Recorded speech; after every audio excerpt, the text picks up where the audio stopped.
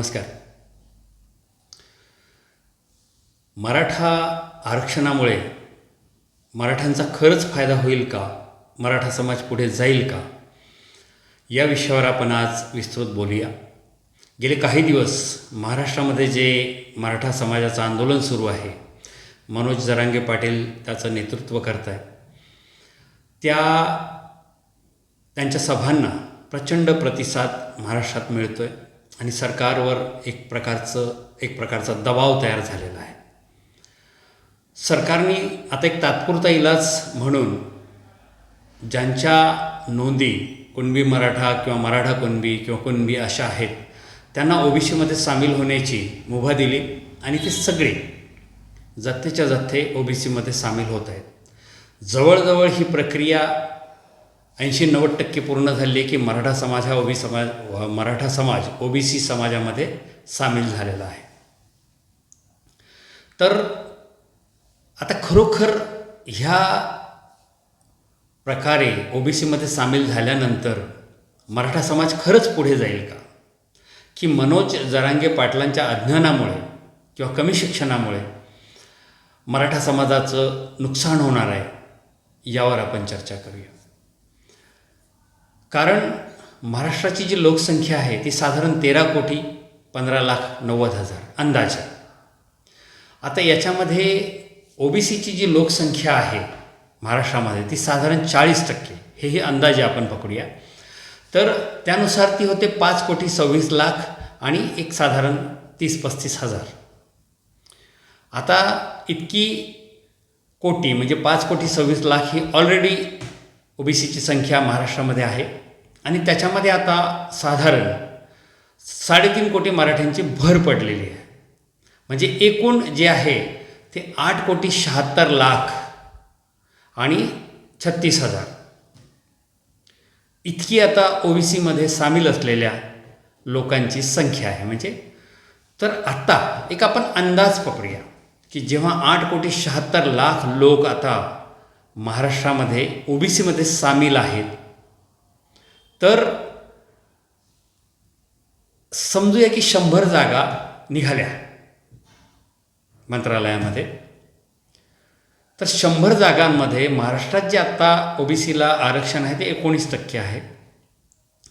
तर जे काही आता 8,76,00,36,000 जे ओबीसीमध्ये लोकसंख्या आहे त्यापैकी फक्त 19 मुलं लागतील.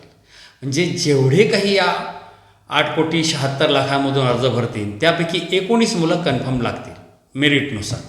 मग ते कोणत्याही जातीचे असतील. ऑलरेडी 346 जाती ओबीसीमध्ये सामील आहेत महाराष्ट्रामध्ये आणि आता एक कुणबी मराठा या जातीची भर पडल्यामुळे एकूण संख्या झाली आहे 347. तर 347 जातीपैकी 8,76,36,000पैकी 19 मुलं कन्फर्म लागतील आणि बाकीच्यांना घरी पाठवलं जाईल.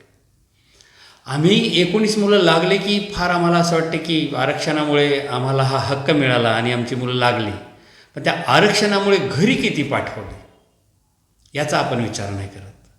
आणि हे नेते ह्या आरक्षणाचा गाजर दाखवून तुम्हाला गेली 75 वर्ष खेळवत आहे. जर खरंच आरक्षणाने आरक्षित समाज पुढे गेले असते तर आज SC, ST, VJNT हे सगळे जे काही आरक्षित समूह आहेत हे सवर्णांच्या बरोबरीत बसलेले असते. परंतु हे कुठेही दिसत नाही. आजही गरिबीमध्ये आहेत, आजही नोकरीविना आहेत, शिक्षणाला मुकलेले आहेत, कुठल्याही उच्च पदावर नोकरी करतील अशी अवस्था नाही आहे. तर सगळ्याच अंगाने हे लोक मागे आहेत. तर मग या आरक्षणाचा फायदा होतो की होत नाही, की याच्यामुळे नुकसान होतं आहे, ह्याची समीक्षा होणं गरजेचं आहे. माझ्या मते आरक्षणामुळे तुमचं नुकसान केलं जातं आहे, परंतु तुमच्या हे लक्षात येत नसल्यामुळे आरक्षणाच्या नावावर तुम्हाला बांधून ठेवलं आहे आणि त्या आरक्षणासाठी ही जाती व्यवस्थासुद्धा कायम ठेवली जाते. अन्यथा या जातींचा आम्हाला काही उपयोग नाही, धर्माचाही आम्हाला देश पातळीवर काही उपयोग नाही. म्हणायला आम्ही म्हणतो की आमचा देश धर्मनिरपेक्ष आहे, आमचं संविधान धर्मनिरपेक्ष आहे, पण तिथे जाती आणि धर्मांची जी आता हे आरक्षणासाठी तजवीज केलेली आहे किंवा ती पाळली जाते, त्याच्यामुळे होणारं जे नुकसान आहे ते याच्याही वेगळं आहे. तर होतं असं की जे अनारक्षित आहेत, ज्यांना आरक्षण नाही आहे, ते ह्या आरक्षित समूहाकडे तुच्छतेने बघतात, द्वेषाने बघतात, मत्सराने बघतात की हेच ते फुकटे. खऱ्या अर्थानं ते ह्यांचा फायदा तर नाही, नुकसान केलं जाते, परंतु फुकटे किंवा ह्यांच्यामुळे आम्ही मागे राहिलो वगैरे अशा दृष्टिकोनातून बघितलं जातं. आणि जो श्रेष्ठ आणि कनिष्ठतेचा जो काही एक लाईन आहे त्याच्यामध्ये सुद्धा ह्यांना कनिष्ठ म्हणून बघितलं जातं. मला एक प्रश्न नेहमी पडतो की बाबासाहेबांनी जे आरक्षण देण्यासाठी जातीचे निकष लावून जातीच्या आधारे जे आरक्षण दिलं, तेव्हा एवढ्या महान व्यक्तीच्या, ज्ञानी व्यक्तीच्या हे कसं लक्षात आलं नाही की जाती व्यवस्था याच्यामुळे कायम राहील आणि ही असमानतेची जी दरी आहे ही अधिक जास्त खोल होत जाईल. असो, तर अशा प्रकारे आत्ता मराठा समाज हा OBCमध्ये टाकला गेल्यामुळे मराठा समाजाचं हे प्रचंड नुकसान होणार आहे. सोबत OBCचं तर होणारच आहे, कारण ही 3.5 कोटी लोकसंख्या त्याच्यामध्ये सामील झाली. तेव्हा हे दोन्ही प्रकारे आता OBCमध्ये असलेल्या ऑलरेडी घटक आणि मराठा समाज या सगळ्यांचं खूप मोठं नुकसान होणार आहे, जे मनोज जरांगे पाटलांच्या लक्षात येत नाही आहे आणि मराठा समाजाच्याही लक्षात येत नाही. माझा कोणाच्याही आरक्षणाला विरोध नाही. ज्याला मागे राहायचं आहे त्यांनी आरक्षण मागावं, त्याला सरकारने द्यावं, त्यांनी घ्यावं आणि खुशाल मागे राहावं. माझी काही अडचण नाही. मी कुठल्याही जाती आरक्षणाला विरोध करत नाही आणि सपोर्टही करत नाही, कारण मला पूर्ण माहिती की या जातीच्या आरक्षणामुळे आम्हाला मागे ठेवलं जातं. असो, आणखीन आपण विचार करू की आरक्षणामध्ये हे सगळे घटक आजपर्यंत मागे का. आता शिक्षणामध्ये आरक्षण आहे, शैक्षणिक क्षेत्रामध्ये कुठे जसे MBBS करायचं असेल तिथे आरक्षित काही संख्या असते, किंवा अशा अन्य प्रकारच्या ज्या जिथे शिक्षणामध्ये उच्च पदाचं शिक्षण दिलं जातं किंवा जे कॉलेजेस आहेत तिथे आरक्षण असतं. तर आरक्षण तुम्हाला MBBS होण्यासाठी जी पात्रता लागते खालच्या शिक्षणाची, तिथपर्यंत तुम्ही पोहोचला तर तुम्हाला त्या आरक्षणाचा फायदा होईल ना. इथे 1ली ते 8वी नापास धोरण, म्हणजे नापास करायचंच नाही. मुलं आळशी बनतात, शिकत नाही. जेव्हा त्यांना काही अभ्यासच करायचा नाही, पास केलंच जात आहे, तर त्या अभ्यासावर जोर देत नाही. ते जोर देत नाही म्हणून त्यांच्या मेंदूचा विकास होत नाही, ज्ञानाचा विकास होत नाही. शिक्षकही फार शिकवण्याच्या भानगडीत पडत नाही. ग्रामीण भागामध्ये तर सर्रास येऊन 8 दिवसानंतर शिक्षक सहाय्य करतात, बाकी शेतावर गेलेले असतात, सगळेच नाही, बहुतांशी. तर अशा प्रकारे जे नापास धोरण 8वीपर्यंतचं, त्याच्यामुळे 10वीत आले की हे पोरं गटांगळ्या खातात. 10वीमध्ये बऱ्यापैकी ते निघून जातात, पास होत नाही 10वीमध्ये, कारण तिथे अचानक परीक्षा येते, म्हणजे 9वीला येते आणि 10वीला कठीण परीक्षा येते. उरले सुरले 12वीमध्ये गटांगळ्या खातात आणि असं करत थोडेफार उरले तर ते 12वीच्या पुढे जातात. तेव्हा ह्या अशा धोरणामुळे बहुतांश जी ह्या आरक्षित समूहांची मुलं आहे हे उच्च शिक्षणापर्यंत जातच नाही. दुसरं, जी शाळांची अवस्था आहे ती सरकारी शाळा ज्या आहे ह्या बिमार केलेल्या आहेत. तिथे पुरेशी शिक्षक नाहीत, सोयीसुविधा नाहीत, नीट शिक्षण दिलं जात नाही, कारण ह्यांना सरकारला ते खाजगी दिशेला वळवायचं आहे. आणि सरकारने त्या दिशेला खूप मोठं पाऊल उचललेलं आहे की 14,000 शाळा महाराष्ट्रातल्या बंद केल्या आणि 62,000 शाळा ह्या दत्तक दिल्या जातात, म्हणजे जवळजवळ खाजगीकरण. तर अशा प्रकारे सरकारी शाळेत शिकणारी ही गोरगरिबांची किंवा आरक्षित किंवा मागासलेल्या जाती समूहाची जी मुलं आहेत त्यांचं शिक्षणच बंद केलं, शिक्षणामध्येच खोडा घातला, तर हे त्या उच्च शिक्षणापर्यंत जाऊन आरक्षणाचा त्यांना फायदा होईल असं तर अजिबातच कुठे काही हे नाही आहे. आणि खाजगी संस्थेत जाऊन लाखो रुपयाचे डोनेशन देऊन शिक्षण देण्याची यांची परिस्थिती नाही. त्यामुळे शिक्षणामध्येही यांना आरक्षणाचा हवा तसा फायदा काही मिळत नाही. दुसरं, राजकीय क्षेत्रामधलं जे आरक्षण, जेव्हा ग्रामपंचायतची निवडणूक होते आणि तिथल्या काही वार्डमध्ये जेव्हा SC ST VJNT किंवा अशा कुठल्याही याचं आरक्षण पडतं, तेव्हा त्या गावामध्ये जी टीम असते किंवा एखादं पॅनल टाकलं जातं किंवा पक्ष निवडणूक लढतो, तर तिथे योग्य उमेदवार मिळणं कठीण होतं. म्हणजे 2च मुलं असलेले, शिक्षण असलेले वगैरे वगैरे असं नाहीच. तर अशी ही जी मागास वर्गाची जी स्थिती आहे, हे यांच्यात अशिक्षिततेचं प्रमाण जास्त आहे, मुलांचं प्रमाण जास्त आहे, त्यांच्याकडे 2पेक्षा जास्त अपत्य असतात. आणि ह्यांना त्या कारणास्तव कुठे भीती आहे, कुठे उभं नाही राहायचं, आम्ही पोट भरतो, अशा परिस्थितीमध्ये आरक्षण जरी पडलं तरी कोणाला तरी खूप शोधून उमेदवारी द्यावी लागते, तिथलं ते निवडणूक लढवावी लागते. हीच परिस्थिती गाव स्तरावर तर आहेच, पण जेव्हा वरच्या पंचायत समिती, जिल्हा परिषद, नगरपालिका, विधानसभा, लोकसभा इथे ही परिस्थिती आहे की इथे योग्य उमेदवार, हिमतीचे उमेदवार वगैरे सापडणं कठीण होतं. त्यामुळे आपण राजकीय क्षेत्रामध्ये सुद्धा खूप यांना आरक्षणाचा फायदा असो असं म्हटलं तर ते चुकीचं ठरेल. तिसरं जे आहे ते नोकरीमधल्या आरक्षणासाठी जे काही आता मराठा समाजाची संघर्ष चालू आहे.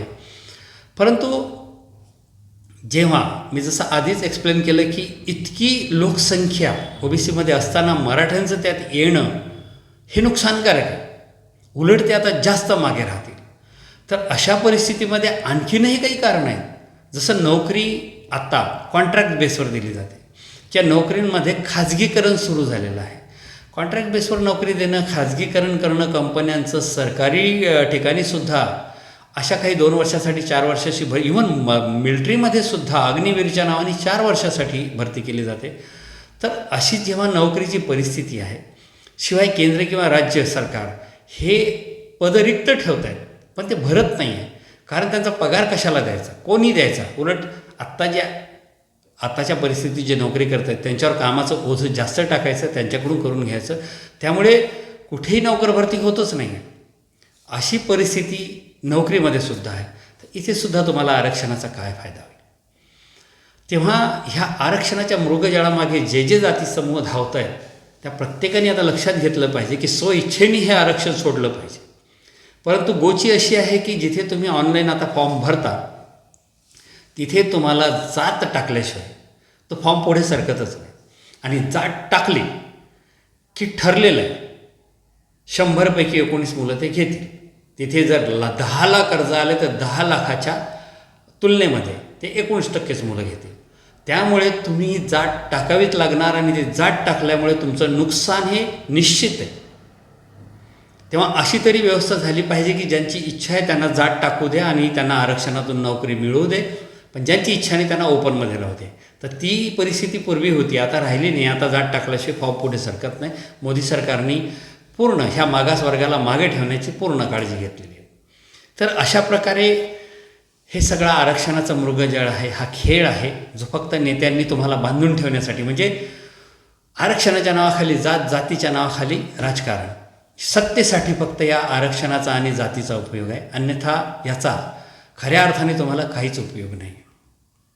आणि आणखीन एक महत्त्वाचं की जर तुमच्यात कर्तृत्व असेल, मग तुम्ही कोणत्याही जातीचे असा, तुम्ही पुढे गेल्याशिवाय राहत नाही. आणि कर्तृत्व नसेल तर तुम्हाला आरक्षण देऊ दे, शिक्षण देऊ दे, नाही तर अजून काही तुमच्याकडे असू दे. कर्तृत्व नसेल, हातावर हात ठेवून गणपत वाहण्यासारखं जर फक्त स्वप्न रंगवत असाल, घरात बसत असाल, तर तुम्ही कधीही पुढे जाणार नाही. आज जे लोक पुढे गेलेत त्यांचा तुम्ही इतिहास वाचा, ते आरक्षणाने पुढे नाही गेलेत. इव्हन बाबासाहेब आंबेडकर आरक्षणातून एवढे मोठे नाही झाले. स्वामी विवेकानंद आरक्षणाने त्यांचं नावारूपाला ते नाही आले, त्यांच्या ज्ञानाने आले. तर एवढंच नाही, शिंदी समाज घ्या, बोरी समाज घ्या, गुजराती समाज घ्या, हे लोक आरक्षण मागत नाही, गरिबी रेषेच्या खाली पण येत नाहीत, अतिशय श्रीमंत आहेत आणि त्यांना आरक्षणाची गरजसुद्धा नाही. ते फार शिक्षणाच्या मागेसुद्धा धावत नाही, तरीही हा समाज आर्थिकदृष्ट्या समृद्ध आहे. तर त्याचं कारण असं आहे की ते आरक्षणाच्या मागे नाही धावले. त्यांनी आपले जे व्यापार होता त्याला चालना दिली, म्हणून ते पुढे गेले आणि बाकीचे मागे राहिले. तर अशा प्रकारे पुढे जाण्यासाठी ह्या आरक्षणावर तुम्ही डिपेंड जे झालात, इथे कुठेतरी तुम्ही विचार केला पाहिजे की आरक्षण ही तुमच्या पायातली बेडी आहे, नोकरी ही सुद्धा तुमच्या पायातली बेडी आहे. नोकरी करणारा माणूस जेमतेम एक प्लॉट विकत घेऊ शकतो, त्याचं एक सिंगलमधली घर बांधू शकतो, मुलाबाळांचे लग्न करू शकतो आणि पुढे 2-4 आजारासह तो मरू शकतो. ह्याच्या पलीकडे तो पुढे जात नाही नोकरीवाला माणूस.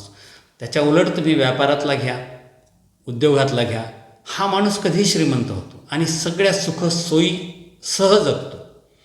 तर मित्रांनो, ह्या आरक्षणाच्या मृगजळाचं वास्तव तुम्ही समजून याच्या मागे न धावता आता आणखीन एक नवीन मोहीम राबवण्याची गरज आहे, आरक्षण छोडो.